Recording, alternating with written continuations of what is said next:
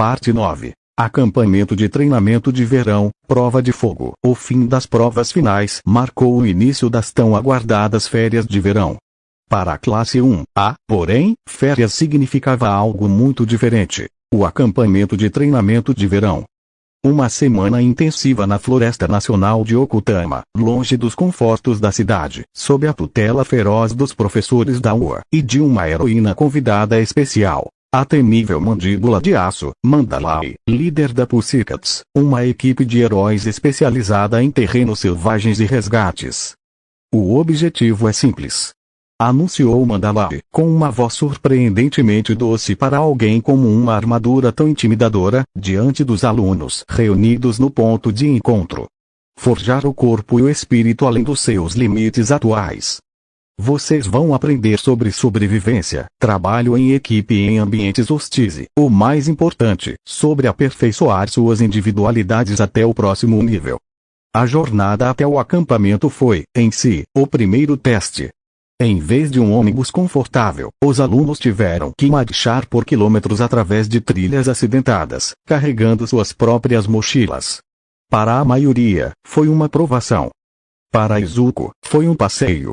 Ele flutuava, voou, discretamente alguns centímetros acima do terreno mais acidentado, sua super força tornando a mochila um peso insignificante. Ele passou a maior parte do caminho ajudando os colegas que lutavam, carregando a mochila de corda quando o garoto quase desmaiou, usando um super sopro suave para limpar uma queda de rochas bloqueando o caminho. Pare de ajudar tanto, Superboy, rosnou Bakugo, soando profusamente. Eles precisam se fortalecer sozinhos. Eles vão se fortalecer, respondeu Izuku calmamente, ajudando Mineta a subir um penhasco. Mas ninguém precisa se machucar no processo. Forçar até a exaustão só leva a lesões. Bakugo cuspiu, mas não argumentou mais. A lógica irritantemente prática de Izuku era difícil de refutar. Ao chegarem ao acampamento base, uma clareira com cabanas rústicas e uma fogueira central, os verdadeiros rigores começaram. Os treinos eram brutais. Corridas de resistência sob sol escaldante, exercícios de força usando troncos de árvores como pesos, escaladas em penhascos íngremes sem o uso de quirks, uma regra que Mandalay e Aizawa aplicavam com rigor, embora seja discutível se as habilidades de Izuku contavam como um quirk no sentido convencional. Mas o cerne do acampamento era o teste de superação. Cada aluno tinha uma barreira pessoal a quebrar. Para alguns, era usar seu quirk de forma mais criativa. Para outros, como Ojiro ou Sato, era força pura e resistência. Para Izuku, Aizawa e Mandalay haviam concebido um desafio diferente. Seu problema, Midoriya, disse Aizawa em uma noite, chamando à parte, não é poder. É especificidade. Sua gama de habilidades é tão vasta que você pode se tornar complacente, usando sempre a ferramenta mais óbvia, força, velocidade, invulnerabilidade. Você precisa aprender a refinar. A usar o poder exato necessário, nem mais, nem menos. Mandalay assinou. Nos resgates em florestas, um passo em falso, um sopro muito forte, pode causar um deslizamento de terra ou assustar animais em perigo. Precisão é vida. Seu desafio foi designado: a prova do cristal da montanha. Em uma caverna profunda nas montanhas próximas havia uma formação geológica rara e extremamente frágil. Um gigantesco cristal de quartzo puro, do tamanho de um ônibus, que havia crescido por milênios. Ele era incrivelmente belo, mas também extremamente quebradiço. Um toque muito forte o faria rachar. Um sopro muito forte o faria desmoronar em pó. A caverna está instável, explicou Mandalay. Um terremoto leve há dias atrás soltou rochas, e uma grande pedra está prestes a desabar diretamente sobre o cristal. Seu objetivo é, usando qualquer combinação de suas habilidades, remover a pedra ameaçadora sem causar um único arranhão ou vibração prejudicial ao cristal. Você tem uma tentativa. Era um quebra-cabeça de precisão divina. Força bruta era inútil. Velocidade poderia criar ondulações de ar. Mesmo seu voo poderia perturbar o ar parado da caverna. Izuku passou horas estudando o problema. Ele usou sua visão de raio-x para mapear cada fissura no teto, cada ponto de tensão na pedra ameaçadora, um bloco de granito de várias toneladas, e a estrutura molecular do cristal abaixo. Ele usou sua super audição para ouvir os mais sutis rangidos da rocha, calculando o ponto exato de falha iminente. No dia da tentativa, com a Isava, Mandalay e alguns outros alunos observando a distância com binóculos especiais, Izuku entrou na caverna. O ambiente era úmido e silencioso, a única luz vinha de lanternas estratégicas e do próprio brilho suave do cristal gigante. A pedra pendurada era uma espada de Damocles de granito. Izuku fechou os olhos por um momento, respirando fundo. Ele não pensou em ser um kryptoniano ou o portador do Oniforal. Pensou apenas em ser um cirurgião, e a caverna era seu paciente. Ele agiu em uma sequência de movimentos coreografados com perfeição milimétrica. Primeiro, ele usou sua visão de calor. Mas não um feixe cortante.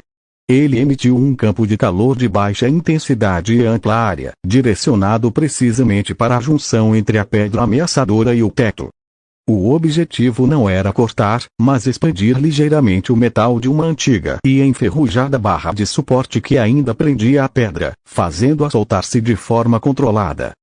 Enquanto o metal rangia e se soltava, a pedra começou a cair. Segundo, Izuku usou seu super sopro. Mas não um jato. Ele soltou uma bolha de ar comprimido, uma esfera perfeita de força contida que ele moldou com sua respiração e um foco mental absoluto. A bolha envolveu a pedra que caía, amortecendo sua queda instantaneamente, como se ela estivesse caindo em mel espesso. Terceiro, ele usou seu voo, mas em câmera lenta. Ele flutuou até a bolha contendo a pedra. Com uma mão, ele tocou sua superfície. Usando um controle de força que faria um neurocirurgião parecer um açougueiro, ele aplicou uma pressão infinitesimal e perfeitamente distribuída.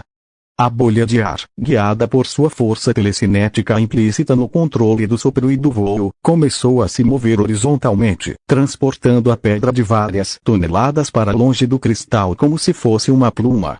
O processo todo levou menos de 30 segundos.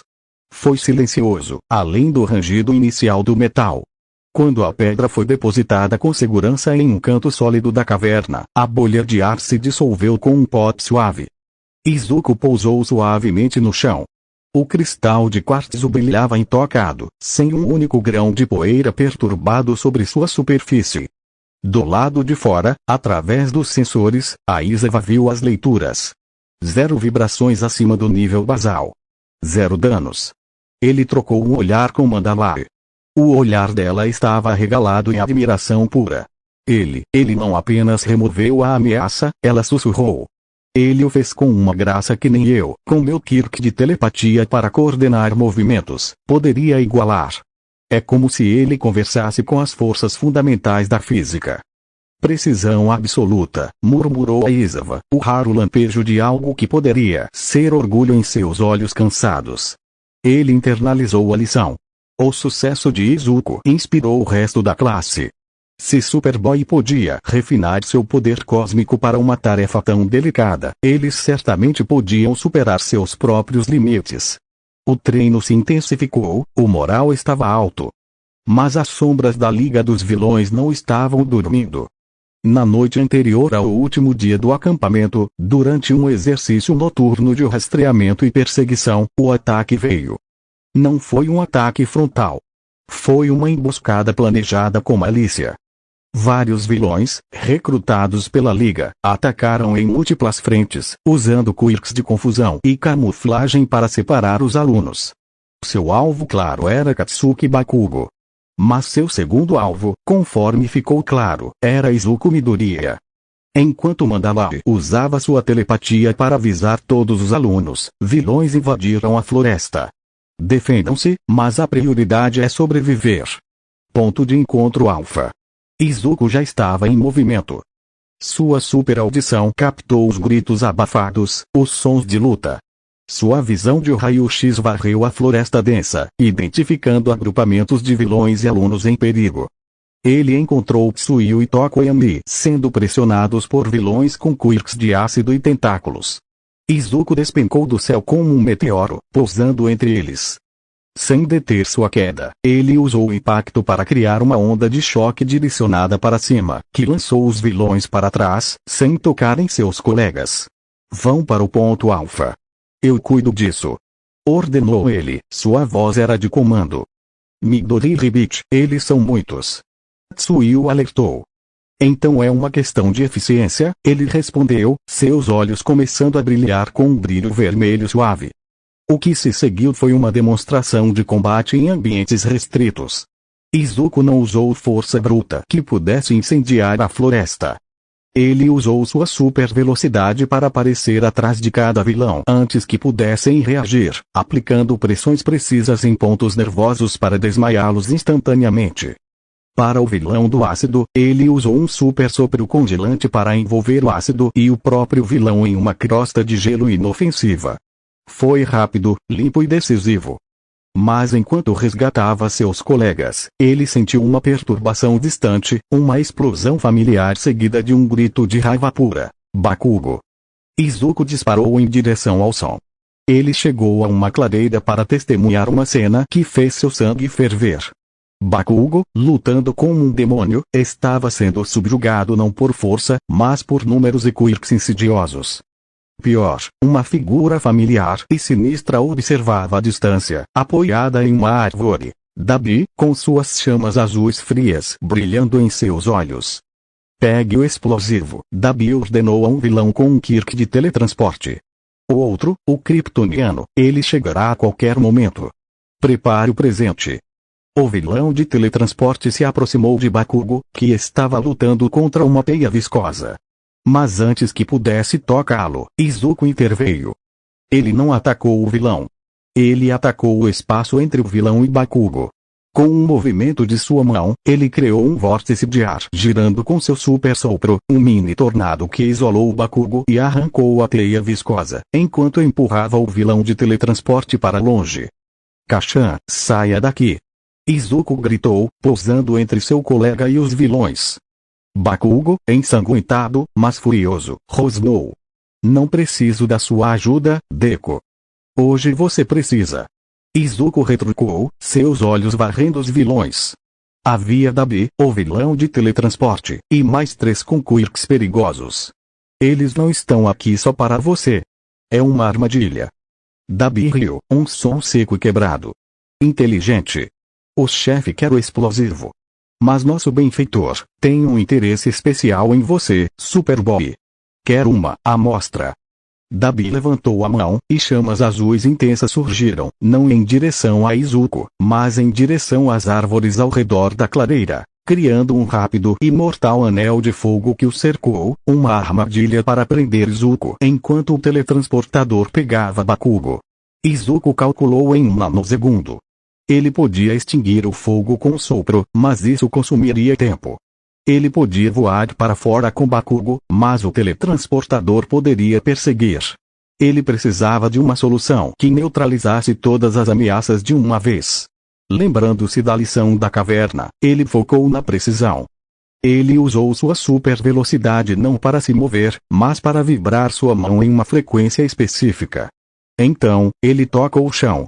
A vibração, amplificada por sua força e controlada por sua vontade, propagou-se como um pulso sísmico direcionado. Não era forte o suficiente para derrubar árvores, mas era perfeitamente sintonizada para interromper a concentração de quirks baseados em foco mental. O vilão do teletransporte, no meio de seu ato, gemeu e caiu, sua conexão com seu poder momentaneamente cortada. Os outros vilões, cujos quirks também dependiam de foco, vacilaram. Dabi, surpreendentemente, não foi afetado, suas chamas pareciam quase uma parte orgânica dele. Mas o anel de fogo vacilou. Foi a abertura de que Izuku precisava. Ele agarrou Bakugo pelo ombro. Perdoe-me por isso, Kashan. E então, com força e velocidade controladas, ele saltou. Não um voo, mas um salto aprimorado colossal, que os catapultou para cima e para fora do anel de fogo, sobre as copas das árvores, aterrissando a uma centena de metros de distância, perto do rio onde os outros Pussycats estavam reunindo os alunos. Solta, seu silêncio. Eles ainda podem nos seguir. Os reforços chegaram então. Mandalay, Tiger e os outros professores, junto com heróis locais, invadiram a floresta. A batalha tornou-se uma confusão, mas com a perda do elemento surpresa e com Izuku defendendo o ponto de reunião, os vilões foram repelidos. Dabi, vendo a maré virar, recuou com seus seguidores sobreviventes, desaparecendo nas sombras da floresta. O acampamento estava em ruínas. Vários alunos estavam feridos, mas, milagrosamente, nenhum foi morto ou capturado. Bakugo estava a salvo, embora mais furioso e humilhado do que nunca. Na manhã seguinte, sob um céu cinzento, a Aizawa reuniu a classe. O acampamento estava terminando prematuramente.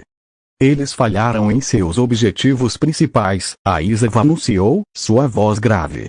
Mas eles conseguiram algo. Mostraram que podem nos atingir, mesmo em nosso terreno, mesmo quando estamos preparados. Esta foi uma declaração de guerra. Ele olhou para Izuku, que estava calmo, mas com uma nova determinação gravada em seu rosto. Midoriya. Sua performance foi adequada. Você priorizou a proteção e o resgate, e usou julgamento tático. Você salvou vidas e frustrou uma captura. Era o equivalente a um discurso inflamado de Aizawa. Enquanto arrumavam para partir, Mandalay se aproximou de Izuku. Aquela vibração que você usou, foi brilhante. Um uso de poder puro refinado em uma ferramenta de supressão quase psíquica. Você está aprendendo a ser mais do que um martelo. Izuku assinou. A caverna me ensinou. Às vezes, a maior força é não usar força nenhuma. Apenas, o toque certo. A viagem de volta foi silenciosa, marcada pela fadiga e pela reflexão sombria. O acampamento de verão não forjou apenas seus corpos, forjou suas determinações no fogo do verdadeiro combate. A Liga dos Vilões havia mostrado suas garras. Eles queriam Bakugo. E queriam estudar, talvez até neutralizar, Izuku. Sentado no ônibus de volta, Izuku olhou por janela. O sol começava a se pôr, tingindo as nuvens de laranja e roxo. Ele sentia seu calor, mesmo através do vidro. Ele era forte. Mais forte do que nunca, com o Onifural se fundindo perfeitamente com sua biologia kryptoniana. Mas força não era mais a questão. A questão era, como proteger todos, quando as sombras estavam dispostas a queimar o mundo para pegá-lo. O acampamento terminara. Mas a verdadeira tempestade de verão estava apenas começando.